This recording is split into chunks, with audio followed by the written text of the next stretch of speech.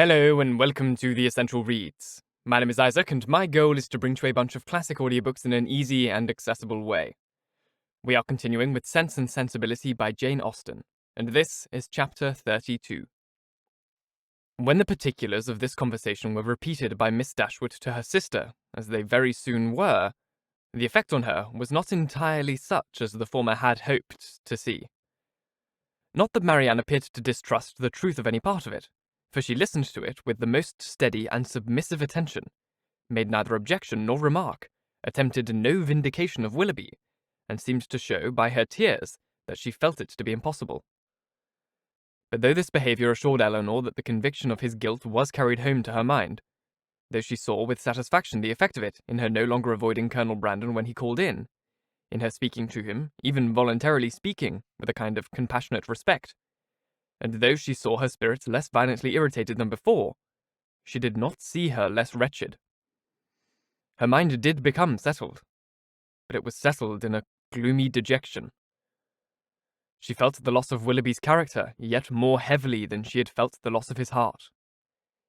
His seduction and desertion of Miss Williams, the misery of that poor girl, and the doubt of what his designs might once have been on herself, preyed altogether so much on her spirits that she could not bring herself to speak of what she felt even to Elanor.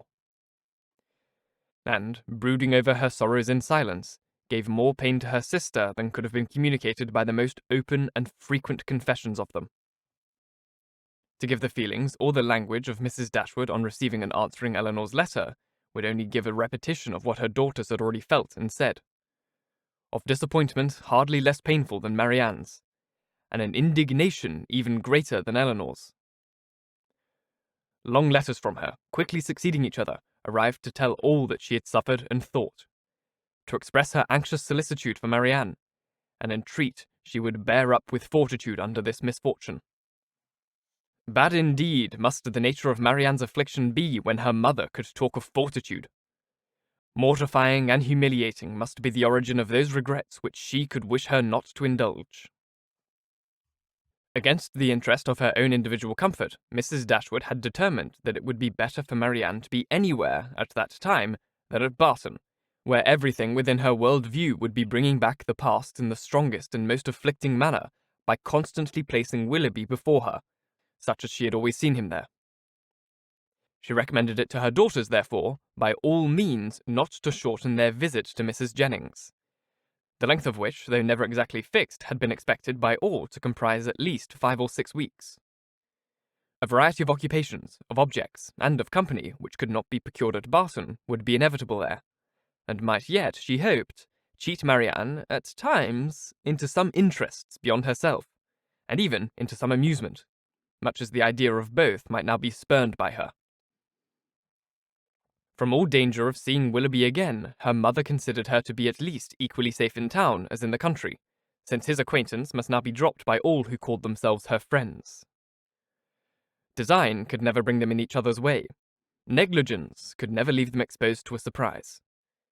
And chance had less in its favour the crowd of London than even in the retirement of Barton, where it might force him before her while paying that visit at Allenham on his marriage, which Mrs. Dashwood, from foreseeing at first as a probable event, had brought herself to expect as a certain one. She had yet another reason for wishing her children to remain where they were. A letter from her son-in-law had told her that he and his wife were to be in town before the middle of February, and she judged it right that they should sometimes see their brother. Marianne promised to be guided by her mother's opinion, and she submitted to it, therefore, without opposition, though it proved perfectly different from what she had wished and expected, though she felt it to be entirely wrong, formed on mistaken grounds, and that, by requiring her longer continuance in London, it deprived her of the only possible alleviation of her wretchedness, the personal sympathy of her mother, and doomed her to such society and such scenes as must prevent her ever knowing a moment's rest. But it was a matter of great consolation to her that what brought evil to herself would bring good to her sister. And Elanor, on the other hand, suspecting that it would not be in her power to avoid Edward entirely, comforted herself by thinking that, though their longer stay would therefore militate against her own happiness, it would be better for Marianne than an immediate return into Devonshire. Her carefulness in guarding her sister from ever hearing Willoughby's name mentioned was not thrown away. Marianne, though without knowing it herself, reaped all its advantage, for neither Mrs. Jennings, nor Sir John, nor even Mrs. Palmer herself ever spoke of him before her.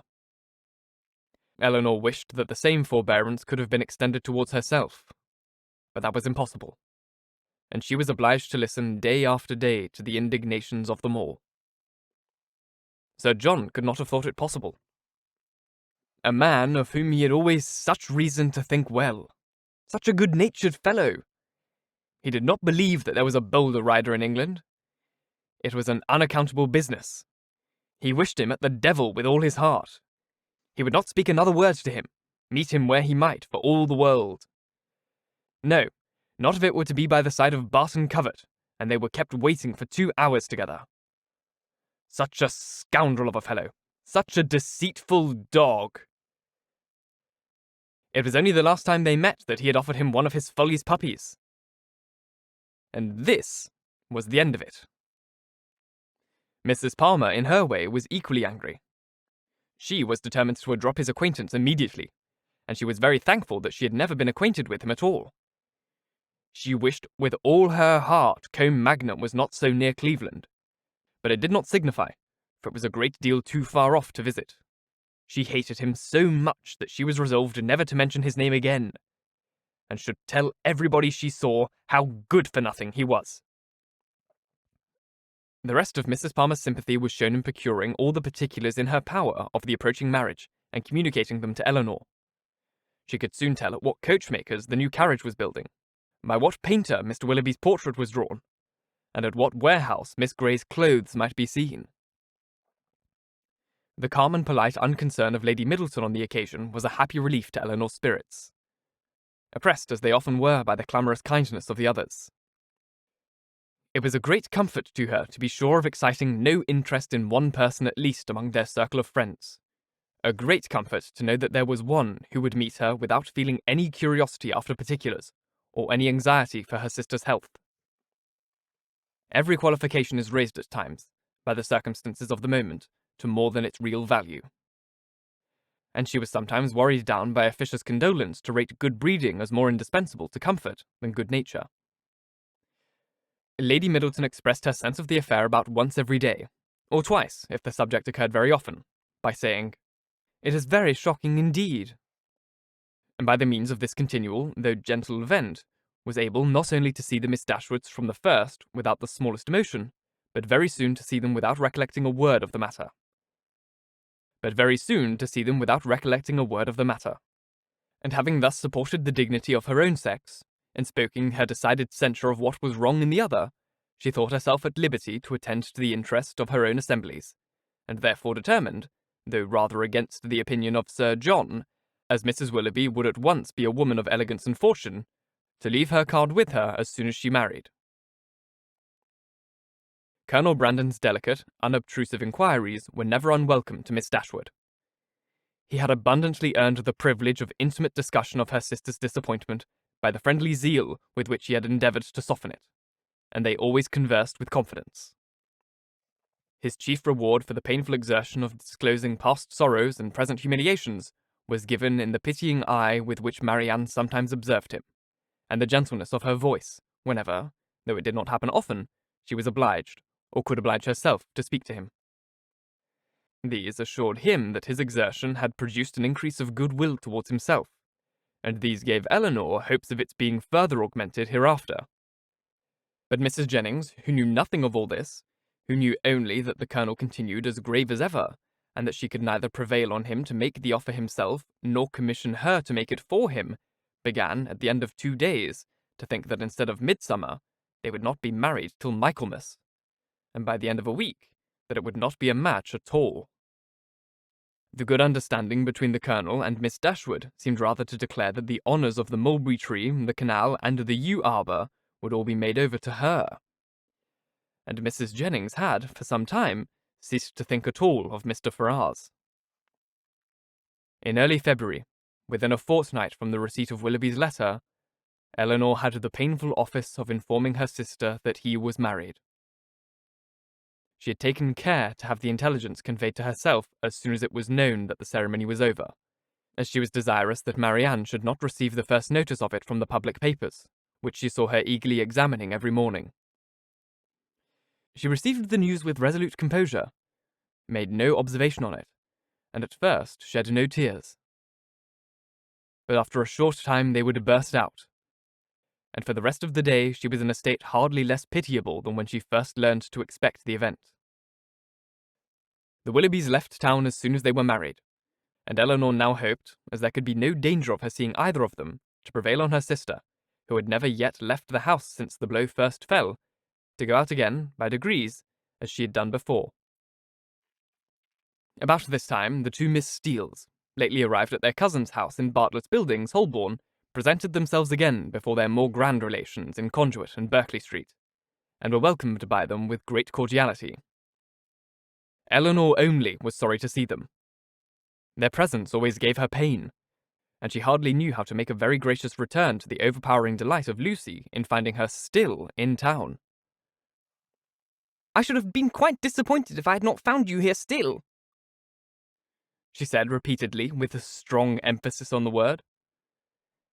"But I always thought that I should. I was almost sure you would not leave London yet a while, though you told me, at Barton, that you should not stay above a month. But I thought at the time that you would most likely change your mind when it came to the point. It would have been such a great pity to have went away before your brother and sister came. And now, to be sure, you will be in no hurry to be gone. Oh, I'm amazingly glad you did not keep your word." Elanor perfectly understood her, and was forced to use all her self-command to make it appear that she did not. "Well, my dear," said Mrs. Jennings. "Not in the stage, I assure you," replied Miss Steele with quick exultation. "We came post all the way. We had a very smart beau to attend us. Dr. Davies was coming to town, and so we thought we'd join him in a post-chaise, and he behaved very gently, and paid 10 or 12 shillings more than we did." Oh, cried Mrs. Jennings, "very pretty indeed. And the doctor is a single man, I warrant you. And the doctor is a single man, I warrant you." "There now," said Miss Steele, affectedly simpering. "Everybody laughs at me so about the doctor, and I cannot think why. My cousins say they are sure I have made a conquest, but for my part I declare I never think about him from one hour's end to another. 'Lord, here comes your beau, Nancy,' my cousin said t'other day when she saw him crossing the street to the house. 'My beau indeed,' said I. 'I cannot think who you mean. The doctor is no beau of mine.'" "Aye, that is very pretty talking, but it won't do. The doctor is the man, I see." "No, indeed," replied her cousin with affected earnestness. "And I beg you will contradict it if you ever hear it talked of." Mrs. Jennings directly gave her the gratifying assurance that she certainly would not, and Miss Steele was made completely happy. "I suppose you will go and stay with your brother and sister, Miss Dashwood, when they come to town?" said Lucy, returning after a cessation of hostile hints to the charge. "No, I do not think we shall." "Oh yes, I dare say you will." Elanor would not humour her further by opposition. "What a charming thing it is that Mrs. Dashwood can spare you both for so long a time together." "Long a time indeed," interposed Mrs. Jennings. "Why, their visit is just begun." Lucy was silenced. "I'm sorry we cannot see your sister, Miss Dashwood," said Miss Steele. "I am sorry she is not well," for Marianne had left the room on their arrival. "You're very good. My sister will be equally sorry to miss the pleasure of seeing you, but she has been very much plagued lately with nervous headaches, which make her unfit for company or conversation." "Oh dear, that is a great pity. But such old friends as Lucy and me, I think she might see us, and I'm sure we would not speak a word." Elanor, with great civility, declined the proposal. Her sister was, perhaps, laid down upon the bed, or in her dressing gown, and therefore not able to come to see them. "Oh, if that's all," cried Miss Steele, "we can just as well go and see her." Elanor began to find this impertinence too much for her temper, but she was saved the trouble of checking it by Lucy's sharp reprimand, which now, as on many occasions, though it did not give much sweetness to the manners of one sister, was of advantage in governing those of the other. Thank you so very much for listening. If you enjoyed, please like, comment, share, all that jazz. And if you really enjoyed, do subscribe because there is more to come. If you're listening on podcast, please leave a review as it helps get this in front of as many people as possible, and reading your reviews really, really makes my day. If you want to support the show further, there is a Ko-Fi link just here on screen, or you can find the same link in the description box. It's just a great direct way to support the show. You can also donate directly on YouTube by means of a super comment, I think it's called. It's just a great way, again, to support the show directly. If you're watching there, it's quicker than going to another website. Once again, thank you so very much for listening, and until next time, bye-bye.